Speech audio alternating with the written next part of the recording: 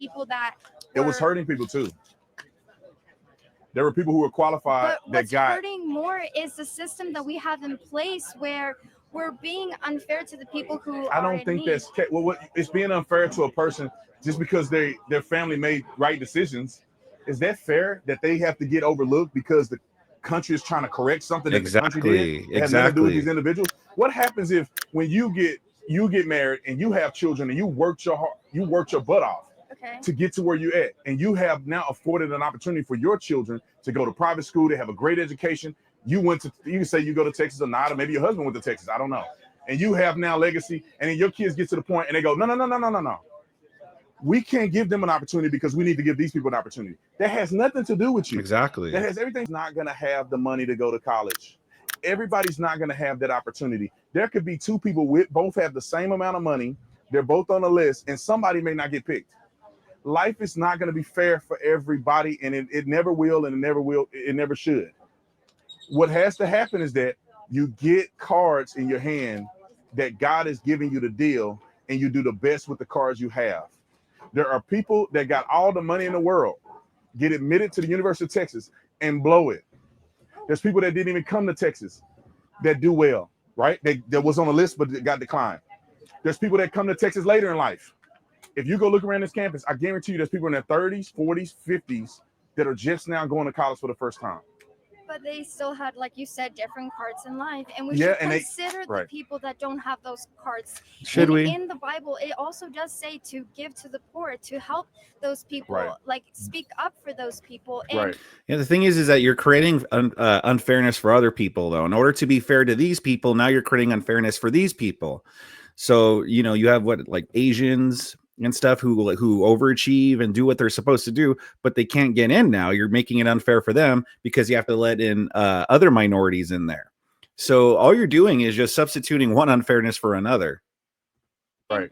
I know you keep mentioning like religion in this of like God makes it like this and it's unfair for some, but we also are called to be obedient in helping others, the vulnerable voices. Who are the vulnerable? How about like what if we thought about those people as well and not just benefited the rich, which is basically right now we have legacy admission. Well, how come we're not talking about that? It has benefited from the start, like from since 1950s. All these things I'm really bringing them up because there's long-term consequences of segregation. There's long-term consequences that are still affecting these people, and if we had a bit more like love for these people that are going through hell, maybe our world could be a better place. I agree with you. The only difference is the Bible is not mentioning the government. I say that because it's just appealing to emotion. Like, we should help these people. Like, well, no, Officer Tatum had it right. Everyone's dealt cards. Yeah, some people might have to work harder than others, but that doesn't mean that we have to exclude people just because we feel it's unfair for these people over here. The most fair way is just to leave it open for anybody. And if you work hard enough, then you could achieve it. That's the most fairest way. But not like, oh, you worked hard. Oh, but you're the wrong skin color. Therefore, you're not accepted. And we're going to accept these people who maybe didn't work as hard, but they're the correct skin color. That's not fair. And that's not loving. And that's not compassionate. The Bible is mentioning you and I. So I'm 100% in lockstep for churches and individual people to help others get to the point of success. I'm for that 1,000%. Churches need to step up and do that for minority groups and others, not the United States government. So should that apply to abortion then? Because maybe it's just for the churches should help these women, but it shouldn't be the government. Well, you're talking about a difference between support and law. It doesn't apply the same way. We're talking about the difference between support and law, right? Yes, we are. So the government system implements laws that we vote for. The church helps on the back end. For instance, the way the church can help, and I work with an organization right now. I work with a few pro-life organizations, but one is Save the Storks. We raise money from all these millionaires and people that got a ton of money and crowdfund to get a medical mobile clinic that we can pull that thing up anywhere park it, women can get on absolutely free, have an ultrasound, get resources and help that they deserve for free, absolutely free. That's what people do. That's what churches do. That's what nonprofits do. The government has nothing to do with that. The government has everything to do with what the people's will is when it comes to the law. So if the people want to vote that women can have abortions all the way up to birth, people in this country have a right to vote on that. It's not the government can't arbitrarily make a decision for you. Well, they have a right to vote on that. But that's the difference between that and supporting people. Of course, we know that we can vote on, and that's why we have this debate of like, how about we help people and give resources? Can we say, instead of us trying to tax the millionaires and billionaires, how about we give them a tax incentive to help organizations that do the job that you're explaining? But usually it benefits them when they have these incentives. They have these nonprofits that are in their name for them, and the money goes back. And you know of these. It's just their money. So let me just say this. It's their money, but what about the community now? No, let me say this. Let me just be fair. Well, sometimes you need incentives. You know, people act selfishly in large numbers. It's our human nature to act selfishly. So I think it's better to have these incentives there. Even God didn't make life fair for everybody. Is that fair? He didn't make life fair for everybody.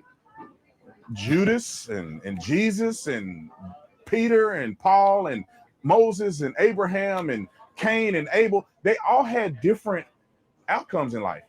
Some of them were at a why was Jesus chosen? Right? Why was Abraham chosen and not somebody else? What God doesn't have to try to make an equivalence of fairness like we think he should. He gives you opportunities, you maximize the opportunities or not. But we as people, when you make it in life and you become a lawyer and you're making millions of dollars litigating and you have your own firm, now you got other lawyers under you, and now you got the top firm in the state of Texas, and you're making tens of millions of dollars, then you can say, I'm gonna set up a fund that's going to help out minorities. But that's for some people that have, maybe they empathize, and so maybe I would do that. I'll take your advice. I would want to do that. But what about for the people who don't empathize and they want to keep the money to themselves and keep getting rich? Let them do that, because there's so many more people that give. There's so many more people that give. Yeah, you know, we're not entitled to their money, dude. Like, we're not entitled to their money. We're not entitled to millionaires or billionaires' money. Just because someone makes more than us doesn't mean we're entitled to that as well. If they want to keep their money, then let them keep their freaking money. It's their money. They earned it. Why shouldn't they be allowed to keep their money? If someone that's poorer than you, if there's a homeless person on the street and you're walking by them and you have more money than them, are they entitled to your money? Or should you give all your money to that homeless person? No, you shouldn't. They're not entitled to your money, and you're not entitled to millionaires' money. If they want to keep it, then they keep it. But yes, as Officer Tatum said, there are others that are willing to give, and that's fine. There's so many more people. And where are they giving? These billionaires are giving so much money to charities that it's insane. But we're discussing right now, even like you were talking about the law and the community, who should be doing what. Right. I want to go back into that, like the law of, like, even for example, this girl is all up in her emotions, or even like who, like right now I'm saying DEI should be like enforced in a proper way. Maybe there are some flaws to the system. I agree. I'm not saying there's not flaws to DEI, but it was helping people. It was helping people that it was hurting people too. There were people who were qualified what's hurting more is the system that we have in place, where we're being unfair to the people who I don't think that's it's being unfair to a person just because their family made right decisions. Is that fair that they have to get overlooked because the country is trying to correct something that the country did? It has nothing to do with these individuals. What happens if when you get married and you have children and you worked your butt off to get to where you're at, and you have now afforded an opportunity for your children to go to private school, to have a great education. You can say you go to Texas or not, or maybe your husband went to Texas, I don't know. And you have now legacy, and then your kids get to the point and they go, no. We can't give them an opportunity because we need to give these people an opportunity. That has nothing to do with you. Exactly. That has everything to do with the government's problem. They should not be implementing that and disenfranchising people who are qualified. It's not a sin to work hard and to put your kids in a position to be successful. Most millionaires didn't come from money. It's only a small amount of people who are millionaires and billionaires in this country that came from actual money. Most people are self-made millionaires in the United States of America, and millionaire status come and go about a day. So it's these people that are getting disenfranchised are first generation successful people. And it's not fair that their kids get disenfranchised too. With the so you do all the right things, you take all the right steps, which my parents, they got married and then they had us, and they still it was hard for them. They worked their butt off every single day and night. They did everything right, and it's still not applying to them. You're promising this formula, and it doesn't work. That's not true. Everyone. That's not true. Listen, if you just find a minority group, just go minority group by minority group. Look at Black people. Okay. From Dunbar High School where I went, or look at any Black person in the community. There are some that succeed, and there's some that do not succeed. Without putting in external races, why do some Black people succeed and some don't succeed in the same community? It's choices and decisions. You don't have to go to college to be successful. So if you can't go to college, say it again. Those people could have succeeded too. Could they? Coulda, woulda, shoulda. Maybe they did. They weren't making the same decisions. White districts, white areas where it's all the zip code is a lot, and almost 90% they get through easy peasy. So, but here's the perspective. Do you think that everybody should have an opportunity to go to college? I think everyone deserves a chance to. No, I'm saying fund. I'm talking about yes. with funding. With funding, they're funded. That it is ideal, yes. I think that every single person in America. Oh my goodness, this girl. What are you implying? I'm implying that every single person in America that goes to high school, and let's just assume they graduate, because we're not going to assume there's impropriety in that process. We're going to assume that all that was perfect, right? Because what if there's impropriety in that process? Now, should every kid graduate high school? Yeah, everyone should graduate high school. I mean, every kid should go to private school. That's totally different. I don't think so. I don't think so, because education does not have to be formalized at a university. My point here is everyone deserves to get education. If it's this whole thing, everyone's just entitled to this. These people it's they get it first. They get it drilled in their head. Everyone deserves this thing. And then that's what they're arguing from. They'd argue everyone deserves to go to college. Everyone deserves this or that. No, dude, we're not entitled to anything. If they want it, the people who wanted it, they didn't. If anything, listen, we already made it open to where no one's discriminated against, well, at least before DEI. But without DEI, then we make it open to anybody that has worked hard and deserves to be there is there. I think that's as fair as it gets. That anyone who works their ass off and deserves to be there are there, no matter what their skin color is. That's fairness to me. Not this DEI shit where you uninclude these people just to be more inclusive to these people. That's not fair to me. And I don't know, other than these left-wing lunatics, I don't know who would that be. I don't know who would say that was fair. Didn't get it, and they deserve it. And you're making the point that it's because of merit, but it's because of their circumstance that they couldn't reach that high merit. They couldn't get those high scores. They couldn't get those things. And it's not just because they didn't try hard enough. They did. They probably didn't have enough tutoring to be able to know the material. But listen, we can't. What, they didn't have the tutoring? What? So no matter what, it's you take agency away from these people. Again, like I was saying earlier in my intro, it's as if the concept of personal responsibility and accountability gets thrown out the window. These lefties, they don't know what accountability or personal responsibility is. So no matter what, it's someone else's fault. Oh, well, they tried, but you know what? They didn't have the tutoring that they needed or something. Yeah, what if the student just isn't a good student? What if they don't really care about learning? There's a whole other factors there other than they just didn't have the resources they needed. It's life. It's life. Not everybody's going to have all the opportunities. You think everybody that played for the University of Texas going to the NFL?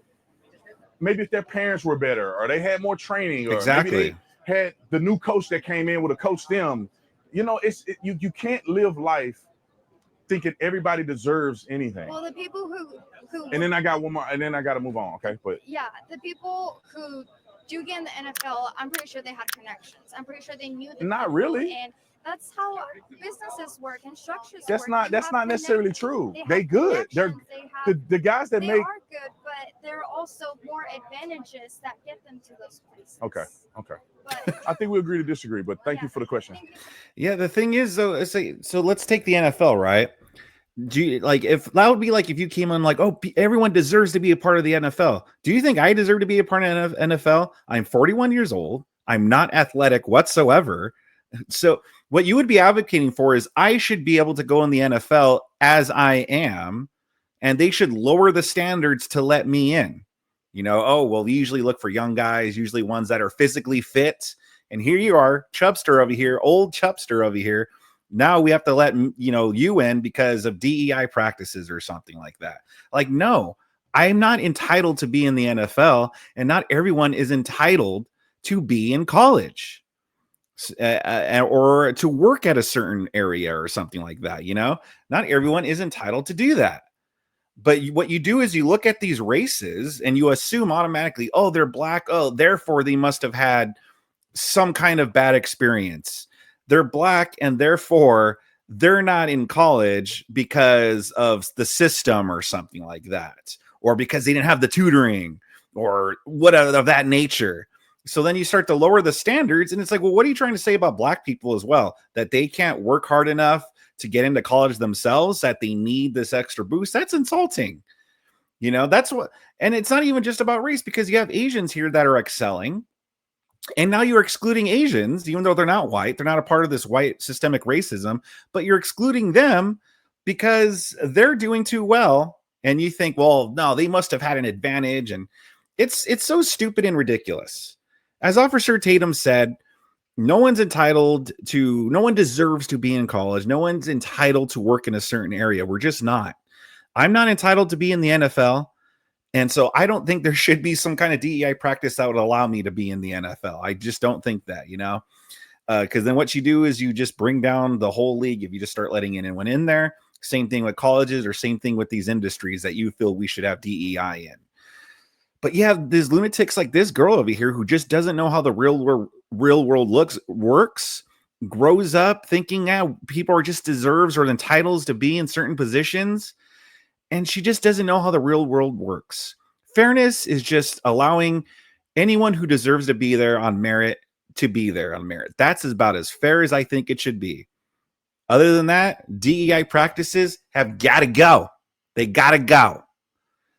But what did you think about this? Do you agree with me? Do you disagree? Do you agree with Officer Tatum? Do you disagree? Sound off in the comment section below. Subscribe to my channel if you enjoyed this. If you really enjoyed this, consider leaving me a super thanks. I got more Officer Tatum stuff, as well as a whole bunch of other stuff on my channel that I think you'll enjoy.